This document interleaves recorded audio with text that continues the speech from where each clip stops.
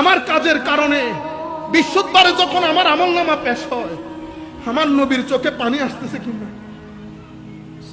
দুনিয়া থেকে চলে গেলাম, একটা শব্দ ব্যয় করতে পারলাম না, যেই শব্দ দেখে আমার নবী বলবে বা উম্মত বা। জবরদস্ত বেটা, জবরদস্ত। আপনারা বুঝতে পেরেছেন? সারা সপ্তাহ নবীকে কাঁদালাম, এরপরে চিন্তা করি শাফাআতে রাসূল দিয়ে ধন্য হব। করবেন আমার নবী শাফাআত, কি বলবে জানেন?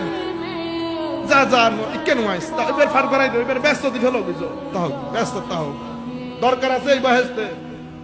আমরা তো আল্লাহর দরবার করি, আল্লাহ ব্যস্ত দুজক, এটা আপনার রহমতের উপর। দুইটা জিনিস আপনার দরবারে কামনা করব, একটা হচ্ছে কবরের মধ্যে যেন আমার নবী দেখে মুস্কি হাসি দেয়, আরেকটা হচ্ছে কিয়ামতের ময়দানে আল্লাহর ওয়ালিরা যখন আল্লাহকে দেখবে, আমরা বলি আল্লাহ জান্নাত জাহান্নাম এক জায়গায়, তোকে দেখা ছাড়া কোথাও যেতে চাই না। তোকেই যদি দেখতে না পাই তো জান্নাত জাহান্নাম এটা কি?